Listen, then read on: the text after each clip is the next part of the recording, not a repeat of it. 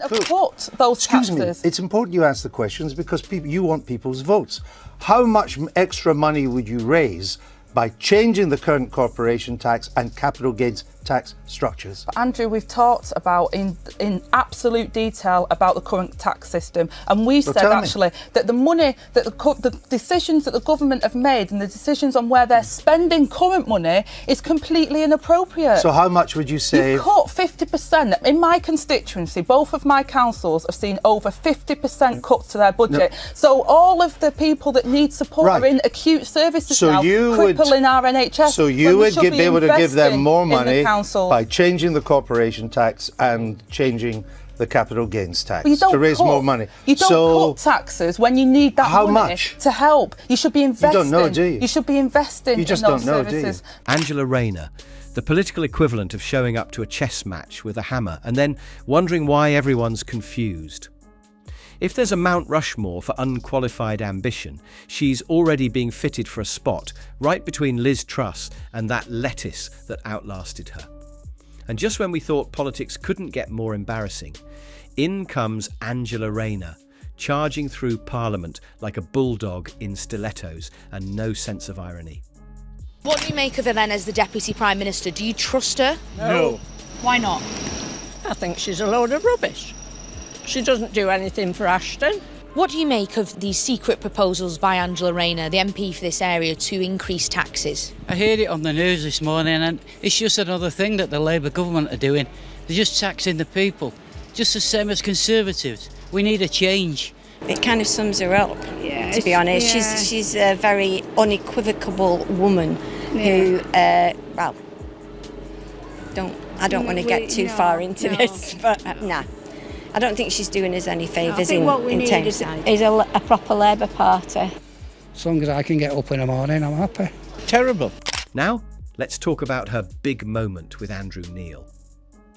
Oh yes, that monumental televised public dissection, where Angela tried to string together thoughts, and Andrew Neil, professional intellectual shark, smelled blood before she even opened her mouth. Watching her try to answer basic economic questions was like watching someone try to defuse a bomb using a fork and optimism. Spoiler alert, it exploded in slow motion, in high definition, with subtitles for the politically confused. So can I bring you back to my question? What would Labour do? Well, we've already talked about, some of the taxation decisions that the government have made around inheritance tax, capital gains tax, corporation tax, where you've given away money. Okay. This is what Jeremy was talking about in Prime Minister's question today. You've given away money that actually, quite frankly, we need to spend. And it's not just about an ageing population. That is phony. People know about the ageing population for some time. We've cut the criteria so people can't get community care. We treat our older people at the moment like dogs. It's a disgrace. We shouldn't do that. But, excuse me, putting the money in the primary care Would you services. reverse the cuts on corporation tax? I think that the cuts on corporation tax are missing the point because we need that money. We need that money at the moment. Would you reverse it? Hold on. Inheritance tax. Would you reverse them? I think that at the moment, cutting at a time where we need those services and people need those services is the wrong decision to make. But I'm asking you, would you reverse the cut in corporation? Angela Rayner is that rare breed of politician who seems proud of her lack of preparation, like it's some kind of working class badge of honour. Look at me, I don't need facts, I've got vibes. But the vibes, Angela, have left the building. And no, they didn't pay union dues on the way out, so don't bother chasing them. But I'm telling you, Andrew, that our priority is you're not telling me the question. I am. I'm answer. saying that the cuts in corporation tax, the cuts in inheritance tax, the cuts in capital gains tax. What's the cut in capital gains tax? But what's really important, Andrew... No, excuse me, I'm asking you a question. What's the cut in the capital gains tax? They've cut the capital gains tax. They did that. They did that as part of the coalition government. No, they raised the capital gains tax in the coalition government. Well, what I'm saying, Andrew, and what you're saying is wrong. They raised the capital gains tax to 28%. What I'm saying is that they've given tax cuts to absolutely the richest in the country at the same time where they've told the poorest people in this country over the past... It is true. At the same time that you've told the people in this... Remember when she said she wanted to level up the country? Yeah, Apparently that means dragging everyone down to the level of your own political understanding, which hovers somewhere between Pippa Pig economics and I saw a TikTok about inflation once. Angela treats facts the way cats treat water, confused by them, suspicious of them, and determined to avoid contact at all costs. Today should have been a breeze for Keir Starmer, the first Labour Prime Minister to address a Labour conference in 15 years, a return to power with a stonking majority, the Tories reduced almost to a rump and mired in yet another interminable leadership contest. But it's far from a breeze. Labour's honeymoon ended before there was even time to pop open the champagne. Labour's already losing ground in the polls. It's already lost its lead in Scotland. And Starmer's personal ratings are tanking. The fragility of winning a massive majority on just over a third of the vote, it's an unprecedented outcome in a British election, has been exposed. Let's not forget her most beloved talent, shouting over people in Parliament, like she's auditioning for the lead role in a kitchen argument. Because nothing screams future Prime Minister like turning every policy discussion into an episode of Real Housewives of Westminster. She's like a foghorn with opinions, loud, jarring, and mostly weather-dependent. Now, Andrew Neil, being the human MRI scanner that he is, decided to actually ask her questions. Unforgivable, really. Didn't he know she was only there for slogans, not substance? It was like giving someone a driving test when they thought they were going on a bus tour. The poor woman looked like she was trying to summon economic theory through sheer willpower, praying a Keynesian quote might appear in the ceiling tiles. Almost everything folks don't like about this Labour government was started under the Tories, which makes voters reluctant to give the Conservatives much of a hearing and certainly undermines whatever it is Tory shadow ministers are saying. It's striking that so much of today's political dialogue is now between Labour and Reform, with the Tories marginalised or even excluded from the conversation. The polls tell their own dire story for the Tories, the latest ones of them on 16 to 18%, an historic low, with Reform pushing 30%, Labour. Every time Angela Rayner opened her mouth, it was like watching a game show where the prize is basic comprehension and she keeps hitting the buzzer without knowing the rules. You could practically hear the rusty gears turning in her head as she flipped through an imaginary binder labelled Emergency Buzzwords Use When Clueless. Out came words like fairness, working people, and the classic Tories bad, each one less connected to the question than the last. It was less interview and more like watching someone freestyle their way through a GCSE economics exam after pre-gaming with wine coolers. Her answers had the structure of a TED Talk, written by an AI trained exclusively on protest signs and inspirational Instagram quotes. GDP? Oh, that clearly stands for Good Day Pet. Fiscal responsibility? Sounds like a brand of oat milk. You'd get a more consistent economic theory out of a drunk uncle yelling at a slot machine. I had to endure it as a ginger, so I've got one up there. I've seen firsthand the difference that makes, and so has Keir. We grew up in different ends of the country and at different times. Not too different. But we endured the same insecurities and hardship that so many working people face. I guess the one difference is, though, I had to endure it as a ginger. So I've got one up there. Angela's strategy. When logic fails, yell louder. When a question hits too close to actual knowledge, pivot to billionaires hoarding gold like dragons and pretend that volume equals vision. It's not just political theatre, it's a clown car with a foghorn in the driver's seat and no brakes in sight. Now, let's talk about qualifications. Her defenders love to boast she rose through the ranks. Right, like a balloon in a wind tunnel. Yes, she started as a care worker, which is absolutely commendable. But that doesn't mean you're automatically equipped to run the country. That's like hiring your Uber driver to pilot a Boeing 747 because they once dropped you off at the airport. Angela often describes herself as real, as if that's a policy platform. But realness doesn't mean readiness. I'd like my surgeon to be real too, but I'd also prefer they didn't think open heart was a metaphor. We will build Keir on. Starmer, a pledge is not an indication. A pledge is a word, is your word. It's a pledge. Bit collective it's action. not in your pledge.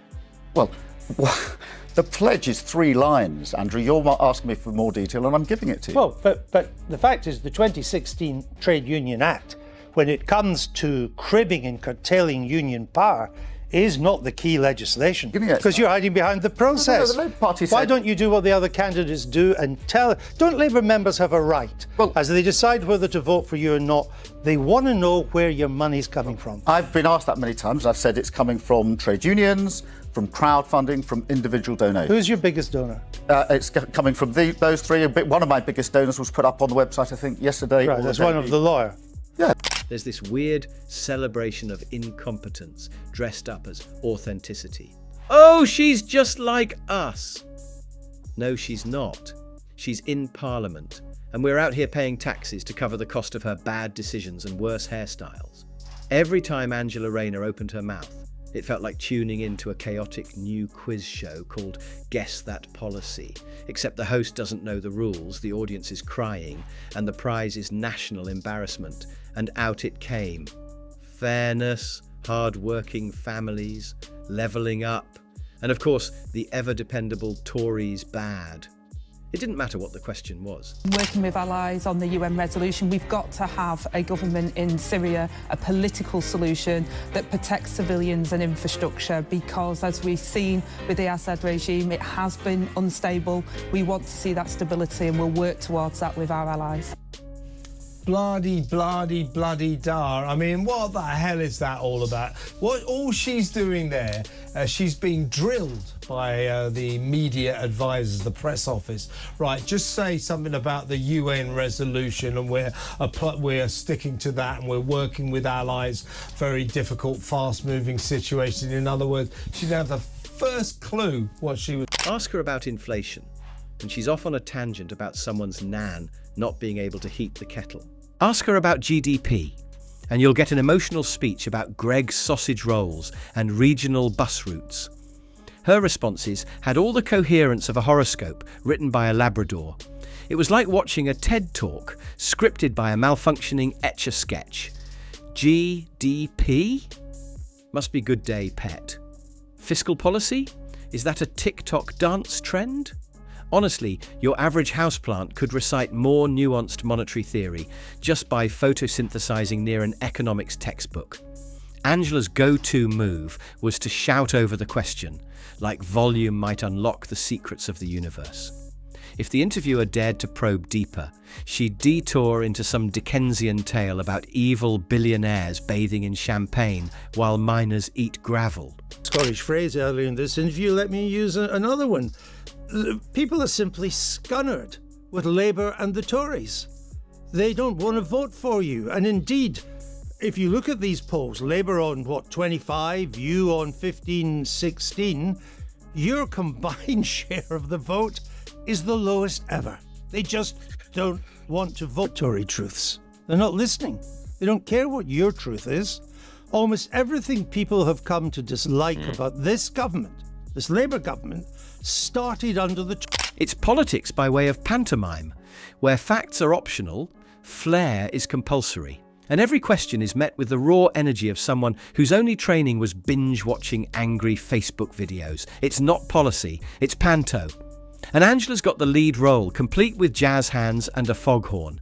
And let's be honest, she's never met a soundbite she didn't want to adopt and raise as her own. Working people, cost of living, social justice. Translation, she's that kid in school who didn't do the homework but still got picked as class president because she had energy. And now she's got power-ish and is using it to lead the Labour Party into the abyss with all the confidence of someone who just discovered spell check. Your government created the most expensive domestic electricity in the world. That's what we have to pay in our households. The most expensive, even higher than Germany, whose energy policies have been even more bonkers than your energy. Remember her speeches at the party conferences? Of course not, because no one does. They're the political version of fast food, forgettable, greasy with buzzwords, and guaranteed to cause indigestion. It's all delivery, no digestion. Style over substance, volume over value, slogans over strategy. Angela doesn't do nuance, she does blame. Everything wrong with the country. The Tories, inflation, Tories, NHS crisis. Tories. Your milk's gone off. Probably the Tories.